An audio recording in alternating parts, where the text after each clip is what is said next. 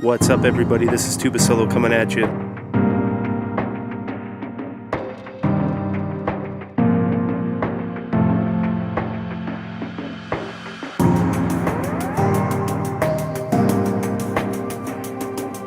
Yeah, she's a good looking tent, huh? I love the Lunar Solo, the LE model. This thing's perfect for Southern California right here. It's got that robust floor. All we got is nothing but ugly rocks everywhere you go in Southern California. So having a tent with that robust floor is really great.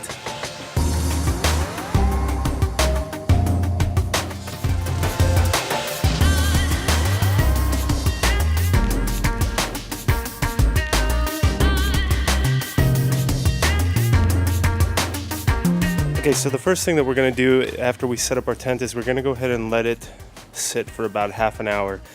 That way all the material can loosen up, and then what we're going to do is we're going to go ahead and retighten everything else one more time and make sure that we've got this tent as tight as possible before we do any sort of seam sealing. One other thing too that you want to do when you're seam sealing is you want to kind of take a look at all the different lines that you're going to be seam sealing. You want to do a little walk around the tent, kind of get a little plan of action going, because the last thing that you want to do is get about halfway through your seam sealing and not really know where on earth you left off, what seams are yet to be done. Also, it gives you an opportunity to take a look at some problem areas or some potential problem areas. One of the problem areas that I'm kind of looking at right now is right up over here.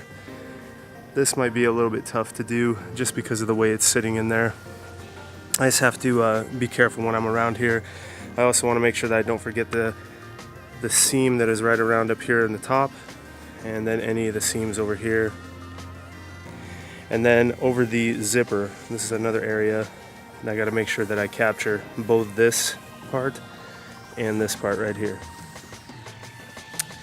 And look at that, there's yet another seam on the inside over there on the zipper. So yeah, that's exactly what I'm talking about. You just got to walk around the tent, make sure you get a quick little spot check to make sure that you get everything that you need covered. The items that I'm going to need today are the actual seam sealer itself. I'm using GE brand silicone 100% clear sealant. And what I'm going to do is, instead of using mineral spirits, because apparently I can't seem to find mineral spirits anywhere at the store at Home Depot, I'm actually going to go ahead and use some white gas. That's another option that you can use to dilute the silicone sealer. So this stuff, whenever you're doing silicone sealing or seam sealing, you don't want to use this just by itself. You want to thin out the sealant with some kind of either mineral spirits or white gas, so that when you apply it, and just apply it using these little foam brushes, when you apply it, it'll be a lot easier to actually paint on, instead of trying to squeeze this out and trying to get a perfect bead on there, and then actually it's worse off because it actually just leaves a thick, kind of ugly bead when you don't dilute the seam sealer. And then obviously you're going to want some kind of a container to mix this all in. I'm going to go ahead and just cut this bottle off, dry the inside, and then I'm going to put about equal parts seam sealer and camp fuel, and I'll show you guys what the mixture actually looks like here in just a second once I mix everything up. One other thing that I forgot to mention that you want to have with you is some paper towels. What you're going to do with that is, after you put on your first kind of application of seam sealer, you're going to go around and wipe off any excess and kind of force the seam sealer into the seams. Okay, so I've opened up the seam sealer, and what we're going to do is we're going to go ahead and pour some of the seam sealer directly into the cup. And again, we're going to be using some white gas to go ahead and dilute this. Alright, so I'm just going to put just a little bit of white gas in there, and we'll do that to kind of get our mixture going and see.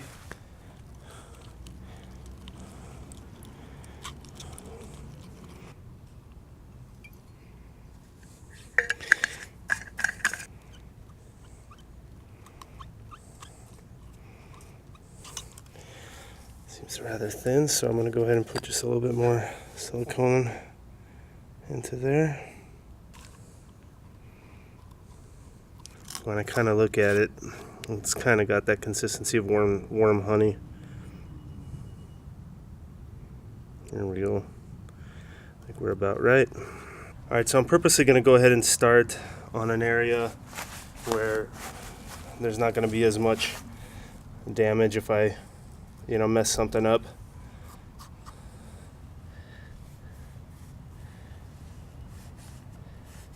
I'm just going to do these corner seams. What I'm also going to do is I'm going to try to pull this tight. There we go. This is kind of my practice corner.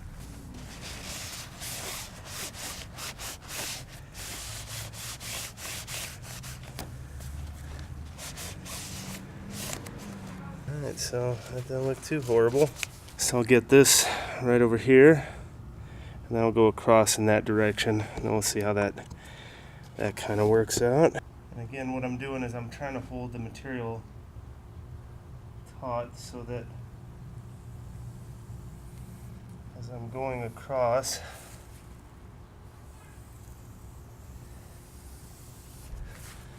at least as best I can here.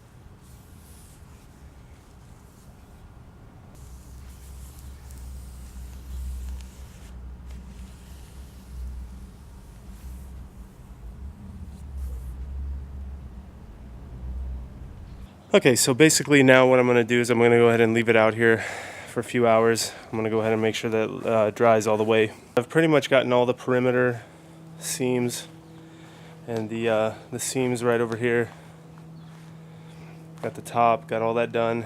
Basically, I just need to do the wall tie outs. I may do those from the inside. I haven't decided yet. I've seen tents like that where instead of doing the outside, they've actually seam sealed it from the inside, which I guess makes sense, but I don't know. We'll see. We'll see what I do here. What I did also do officially, I went ahead and I hit these up from the inside, and the reason that I chose to do that from the inside is because it actually has the sil nylon on the inside, and this material out here doesn't seem to hold the not the sil nylon, hello. The material out here doesn't seem to hold the seam sealer as nice, so I went ahead and went in from the inside and actually seam sealed it from the inside, because that's where the sil nylon is, and the silicone sealer seems to adhere to that very, very well. Some other areas that I wanted to make sure that I hit up really well were wherever these loops were. I want to make sure that I got in behind the loops. That's really important over there. And then the top, I went ahead and I got that really well. And also there's some patches on the inside, on the back over here. I went ahead and I got those from the inside also. Where this seam comes down, there's like a patch on the back. I hit that up on the inside too. Went ahead and tucked in under here too. I mean, it's already starting to dry. But all in all, pretty straightforward process. I'm a little bummed. I did get one drop, a couple of droplets over here. See, that's what I'm talking about. That's the part that you kind of gotta be careful about. Make sure you don't get too many droplets everywhere. There is one other area that I'm wondering what I should do. It's these corners here. I'm gonna pull this out onto the camera. No, not really, but the corners in there. I'm thinking I should seam seal these just in case. Just up there, about an inch from the top. Or rather an inch from the bottom over there. I'd say probably the hardest part of this project. There's one hard thing about this project. You get bugs in here. And get that guy out of here. Yeah, I'd say probably the hardest thing about this project, sorry about the air conditioner going, was mixing the solution. I was pretty sure I had it right. You know, that was probably the hardest part, if I had to say anything. And then just being mindful not to drip. But yeah, process is overall pretty simple, pretty straightforward. Alright, so I finally have finished the entire seam sealing job. I went ahead and left it out here for a couple hours. So here are hopefully some close-ups that look pretty good. I went ahead and I seam sealed this entire front panel over here. And went ahead and seam sealed the top up here. All around, underneath a little bit, under those two areas. Down these two lines over here, and then around the perimeter, right over these lines over here. These ones up here, not the bottom one, but the lines across. The whole process was pretty easy. These wall tie-outs, I went ahead and I seam sealed them from the inside, and there were a couple of panels.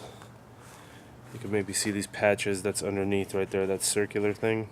Went ahead and I seam sealed that underneath just in case. But yeah, now the next thing to do is to do a little rain test here. So I'm gonna fire up the hose and see how good my seam sealing job was.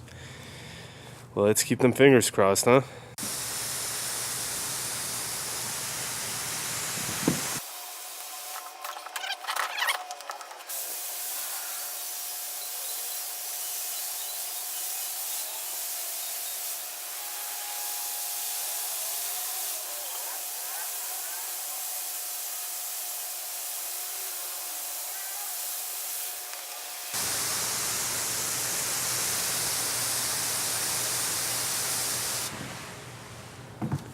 Alrighty, should pretty much give us the data that we need right there. That rainstorm right there was almost as good as the rainstorms you see on the AT. We may get something like that in Southern California, but highly unlikely. So if it survived that, I think it could probably survive a California rain from time to time. So let's go ahead and get a closer look, see what we got. Alright, there you go. It is bone dry on the inside. Doesn't seem like it fell anywhere where there's a living area. So that is good. Let's see underneath here how well it did. It's totally dry underneath here. Right, what I'm looking at is right over there. Those are those patches I was talking about. And then seam sealed up here. There's nothing up here. It's completely bone dry. So all in all, I'd say we had a successful seam sealing job. So there you go. That is pretty much all it takes to seam seal. Like I said, it was a pretty straightforward process. I mean, pretty much the only difficult part was the mixture, just kind of getting that correct. And then, but yeah, once that was done, I mean, everything else was pretty good to go.